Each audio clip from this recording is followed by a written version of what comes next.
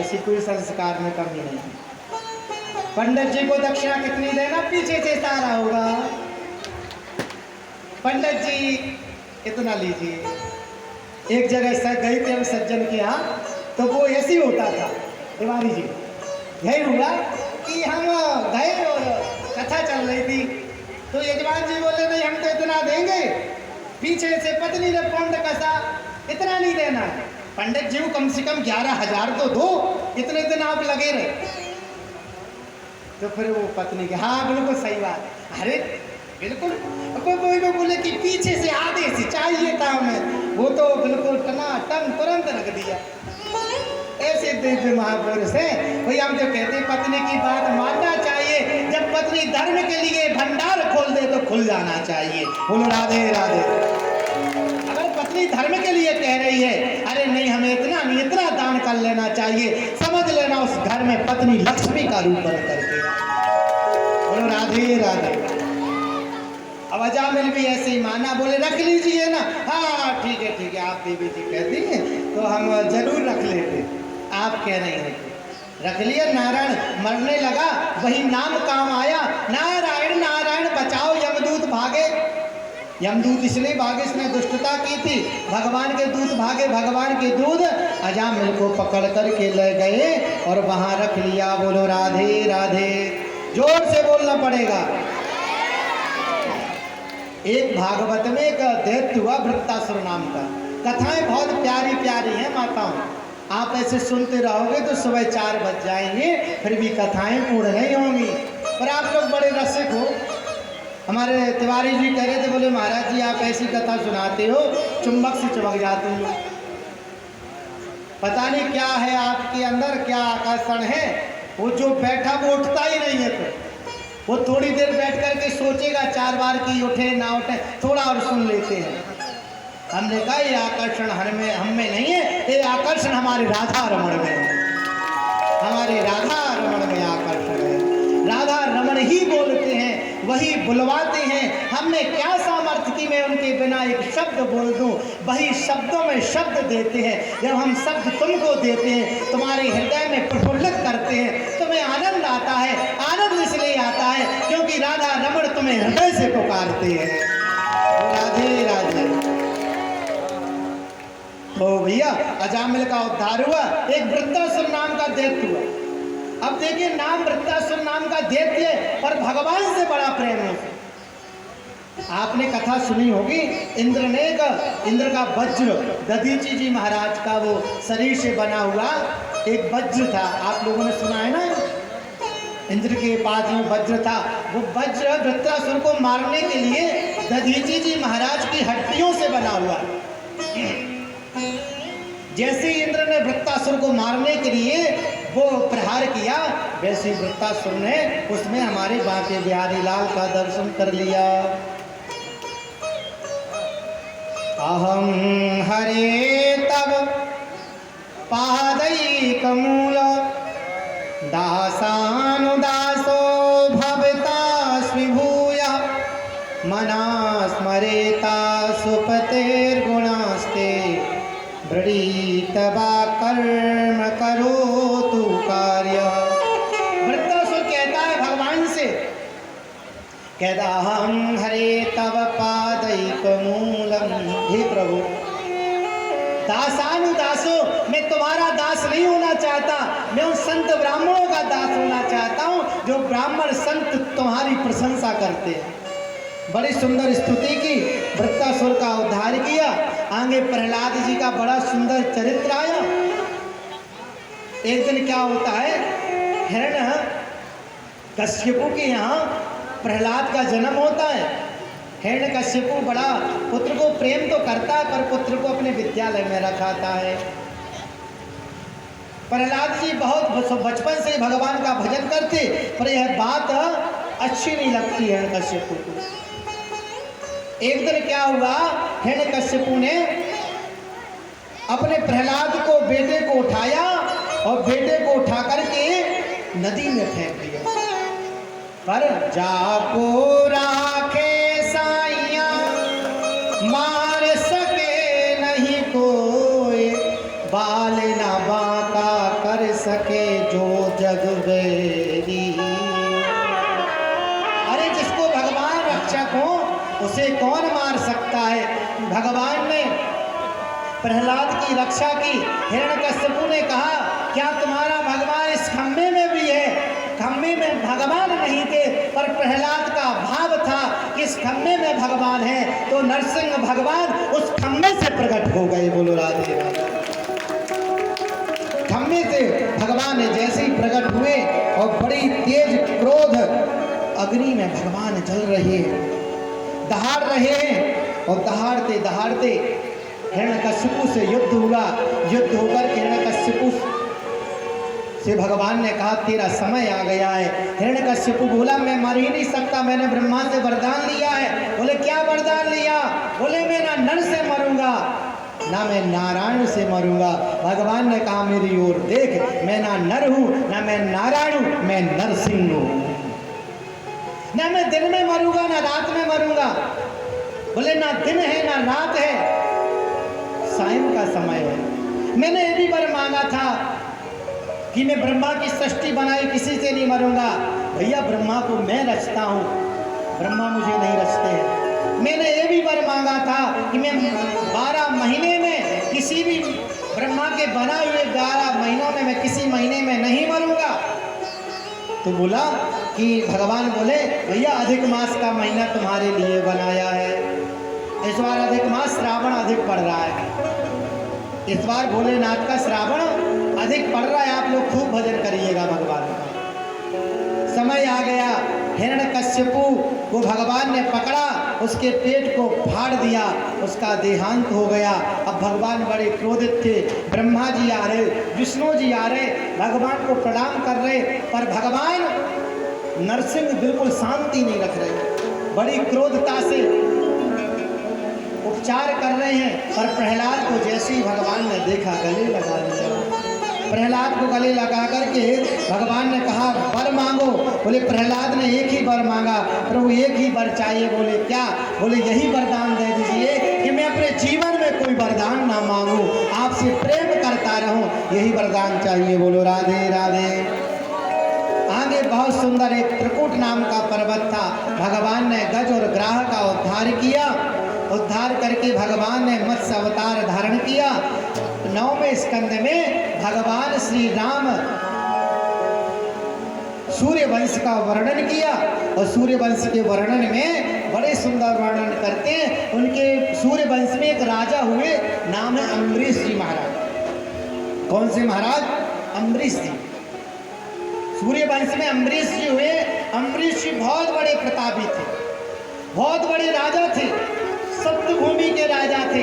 पर एक दिन जब भगवान को भोग लगा और अम्बरीश जी ने देखा कि रोटी में एक दाना आ गया गेहूं का, उसी दिन से उन्होंने कहा कि आज से भगवान की सेवा मैं करूंगा। इतने बड़े राजा होकर के भी चकिया चलाते और चकिया चलाते चला सबई मना कृष्ण पदारविंदयो, सभी मन को भगवान के चरणों में लगा देते हैं। और जब भगवान को भोग लगाते, एक दिन उनको चकिया चलाते चलाते पसीना आने लगा तो भगवान ने पीताम्बर डुलाते हुए, पीछे से भगवान पीताम्बर डुला रहे हैं, अम्बरीश जी चकिया चला रहे हैं। अम्बरीश जी ने पीछे देखा मुड़ करके कि यहाँ मुझे बड़ी ठंडी हवा आ रही है, तो ठंडी हवा भगवान श्री राधा रमण कर रहे थे। बोलो राधे राधे। इसके बाद बड़ा सुंदर वर्णन आता है। इन्हीं के ही वंश में सूरसेन हुए, इन्हीं के ही वंश में महाराज रघु हुए और रघु के अज हुए, अज के दशरथ हुए और दशरथ के राम, भरत, लक्ष्मण, शत्रुघ्न। राम, लक्ष्मण, भरत, शत्रुघ्न चारों भाइयों का जन्म हुआ। बोलो राधे राधे। सुखदेव जी ने कहा थोड़ा विस्तार से सुना दीजिए। और रामचरितमानस तो बहुत अद्भुत है। अपने बुंदेलखंड में अगर रामचरितमानस का गायन नहीं किया, राम कृष्ण तो एक हैं, अंतर नहीं निमेष, जिनके नयन गंभीर हैं उनके चपल से। राम और कृष्ण एक ही हैं, पर जो गंभीर है वो थोड़े तो एक बार क्या होता है, राजा दशरथ के मन में आया कि हमारे घर पुत्र नहीं है, तो राजा दशरथ जी गुरु जी के पास गए। एक बार भूपति मन माही, एक बार भूपति मन माही, भई गिलानी मोरे सुत नाही, भई गिलानी मोरे सुत नाही। एक बार भूपति मन माही, एक बार भूपति मन माही, भई गिलानी मोरे सुत नाही, भई गिलानी मोरे सुत नाही। जब गिलानी हुई तो कहाँ गए? जब जीवन में कष्ट आए तो गुरु को शरणागति ओ गुरु कह गया नहीं माना, गुरु कह गया चोरी बहानी करे बिना ये सुनावा, चोरी बहानी करे क्या बिना हमारे घर कोई नहीं है, पुत्र नहीं है, संपत्ति बहुत है। गुरु ने आशीर्वाद दे दिया। ओ धरहु धीर हुई है सुत जानी, धरहु धीर सुत जानी, त्रिभुवन विदित भगत भयहारी, त्रिभुवन विदित भयहारी। और पुत्रों के चार पुत्रों के, एक नहीं है महाराज जी, चार। और किसको बुलाया? वशिष्ठ जी ने यज्ञ नहीं किया। बड़ी अद्भुत बात है, क्या वशिष्ठ जी कम ज्ञानी थे? वशिष्ठ जी भी यज्ञ कर सकते थे, पर किसे बुलाया? ओ श्रृंगी ऋषि वशिष्ठ के बुलाया, श्रृंगी ऋषि वशिष्ठ को बुलाया, पुत्र काम सुनकर देखलावा,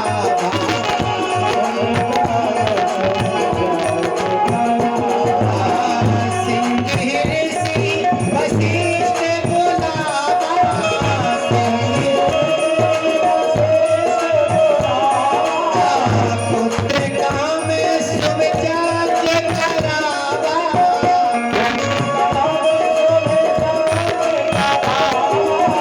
तो होने लगी। अग्निदेव जी प्रकट हो गए।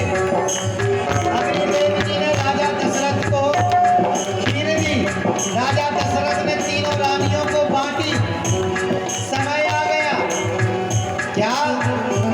ओ नौमी तिथि मधुमास पुनीता, नौमी तिथि मधुमास पुनीता, शुक्ल पक्ष अभिजित हरि प्रीता, शुक्ल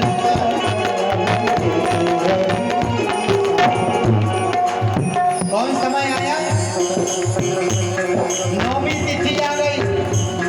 कौन सी नौमी? राम नवमी, जिसमें राम जी का प्रागट्य होता है। नौमी तिथि मधुमास पुनीता, नौमी तिथि मधुमास पुनीता। मधुमास चैत्र का महीना आ गया, अभिजित मुहूर्त आ गया और अयोध्या में राम लला जी का जन्म हो गया। आये ते गाते ते पाला, दीन दयाला, कौशल्या ये ते पाली, आये सुनाकारी, पुण्य मनहारी,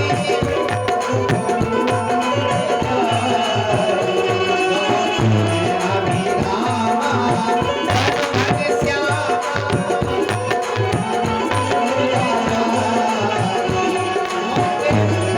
भगवान प्रकट हुए और प्रकट होकर के अब भगवान चार रूप में प्रकट हैं, चार भुजाधारी हैं।